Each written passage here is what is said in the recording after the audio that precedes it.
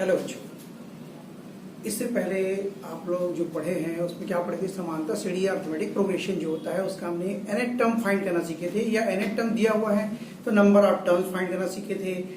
Number of values दी हुई है तो उससे हमने डी की वैल्यू फाइंड करना सीखा। आज हम सीखते हैं उसका जो है समेशन, योगफल याद करना, सम ऑफ एपी। एपी को सम कैसे करते हैं, उसके प्रोडक्ट जो वैल्यूज दी होती है उसको सम कैसे करते हैं, इसके बारे में आज पढ़ते हैं। सम ऑफ एपी, तो उसमें हमारे पास फॉर्मूला क्या होता है, पहले अपन फॉर्मूले की ओर चलते हैं। जब कभी भी आपको समांतर श्रेणी की बात करता है वो जैसे ए प्लस डी और ए प्लस सो ऑन अगर दिया हुआ है, और मान लीजिए हमारे पास nth टर्म दे दिया a plus n minus one into D, ये n टर्म दे दिया है।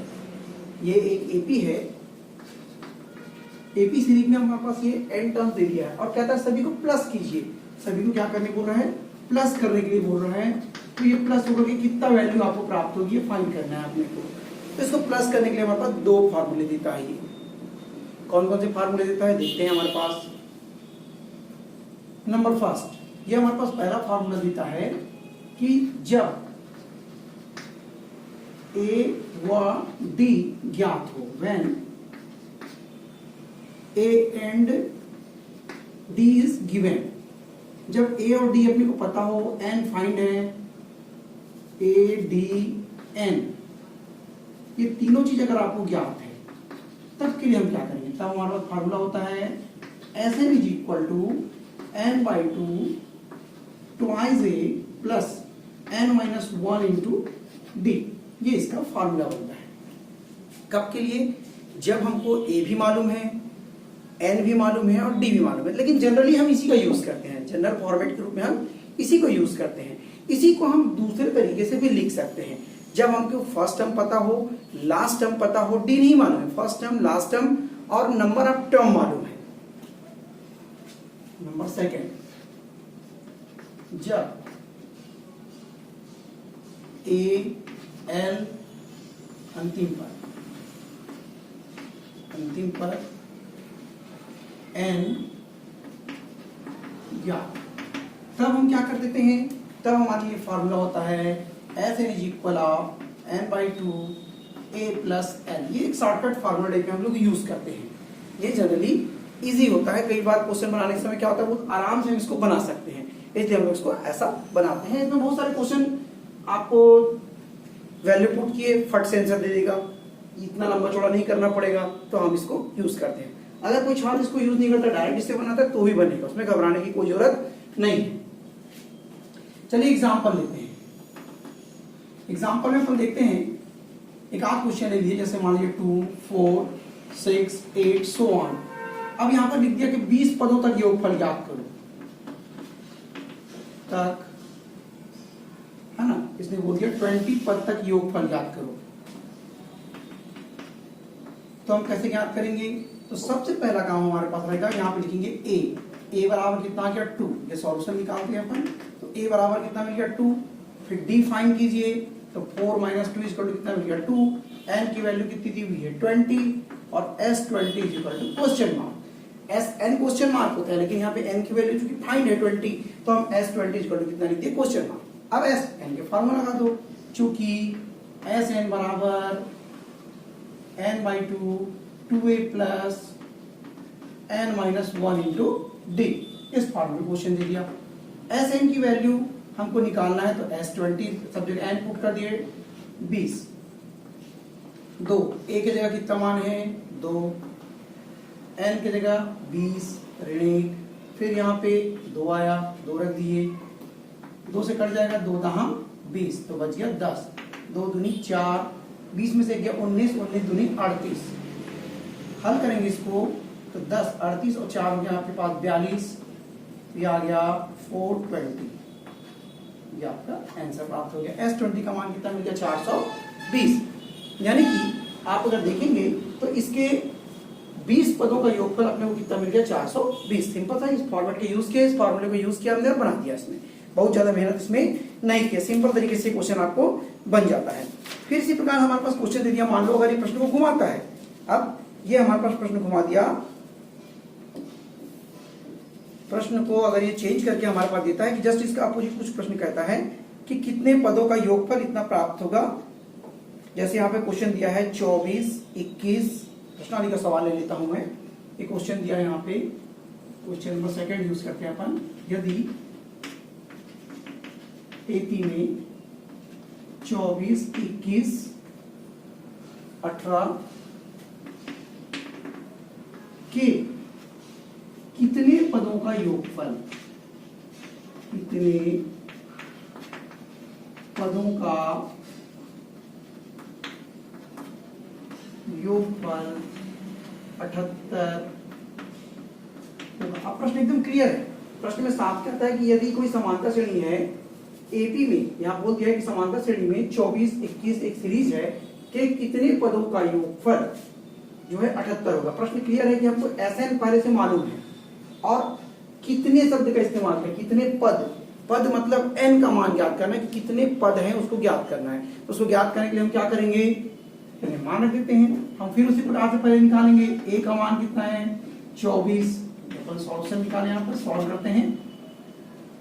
डी का मान फाइंड करते हैं, तो डी का मान कितना आ गया 21 ऋण 24, T2 माइनस T1 करेंगे, ये हमको मिलके इतना जाएगा -3।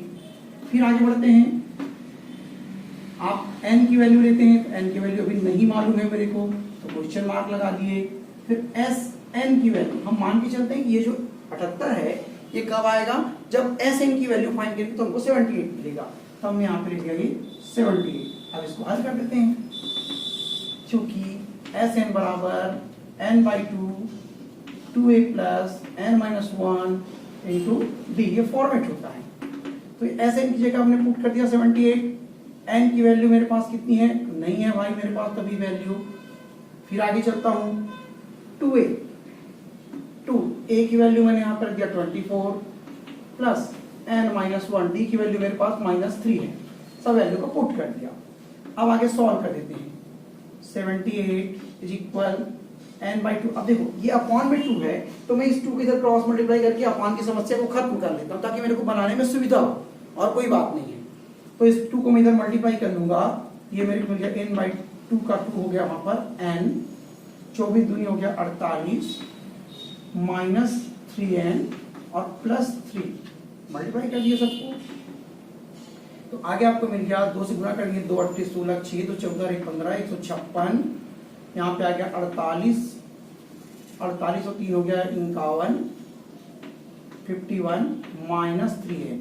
इसको सॉल्व करेंगे तो हमारे पास 156 is equal of 51n -3n square. इसको पक्षांतर कर दो, 3n की घात 2 ऋण 51n धन 156 बराबर कितना मिल गया 0।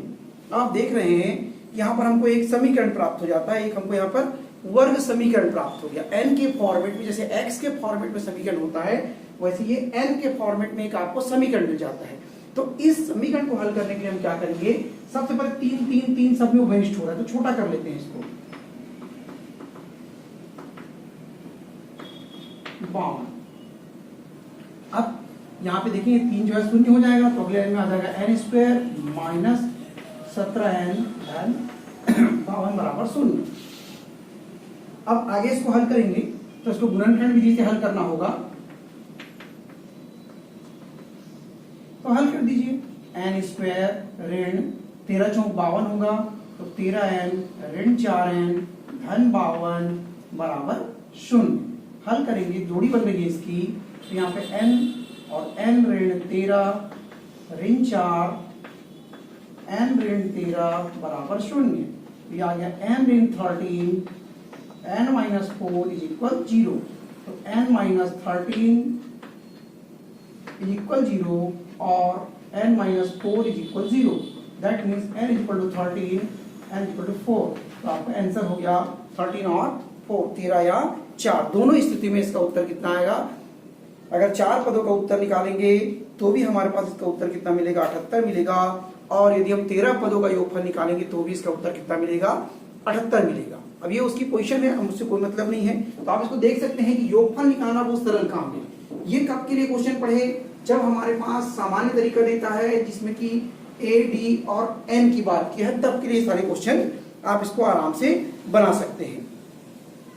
अब इस सवालों को घुमा घुमा के आपको क्वेश्चन कर सकता है। जैसे कि यहाँ पे क्वेश्चन दिया है कि समांतर श्रेणी का प्रथम पद 1 है, घुमा दिया क्वेश्चन को, हमको सिर्फ घुमाया है, डरने की जरूरत नहीं है। प्रथम पद 1 है, अंतिम पद 11 और योग 76 है, 36 है, तो पदों की संख्या और सर्वांतर ज्ञात कीजिए। पदों की संख्या ज्ञात करना, देखिए अंतिम पद दिया है इसमें क्या दे दिया है, अंतिम पद। आपको उसने क्वेश्चन में कहा है कि प्रथम पद 1 और अंतिम पद L 36 दिया हुआ है और L का मान 11 दिया हुआ है और योगफल दिया है 36 और कहता है कि N और D फाइंड करने के लिए, N और D फाइंड करने, तो मैं इस फॉर्मेट को यूज करूंगा। यहाँ पे देखो SN है, SN की जगह मैं 36 को लिख दूंगा, N की जगह वैल्यू नहीं रखूंगा, A और D L की वैल्यू पुट करूंगा, तो अपने आप मुझे N की वैल्यू फाइंड हो जाएगी, मुझे N की वैल्यू फाइंड हो जाएगी। जब मेरे को N की वैल्यू फाइंड हो जाएगी, इसके बाद मैं दो तरीके से बना सकता हूँ। नंबर 1, मैं वहां पे चाहूँ तो SN का जो बड़ा वाला फॉर्मेट है इसको यूज कर सकता हूँ, इसमें N का मान रखूंगा, SN का मान रखूंगा 36, A का मान 1, D का मान अपने आप निकल जाएगा फिर, या फिर मैं यहाँ पे TN वाला जो फॉर्मूला था कल पढ़े थे अपन, N-1 × D, इस फॉर्मेट को यूज कर दूंगा। यहाँ पे हम 11 रखिए, A की जगह A, N का जितना भी मान है उसको रखेंगे और D का मान आ जाएगा। ये दोनों तरीके से इसको बनाया जा सकता है। तो ऐसे आपके पास बहुत सारे इसमें क्वेश्चन है, तो देखेंगे अभी और क्वेश्चंस, ठीक है। इसके बाद जो भी वीडियो बनाएंगे उसमें इस चीज को देखेंगे कि और इसके बाद जो क्वेश्चंस है किस प्रकार से बनेंगे।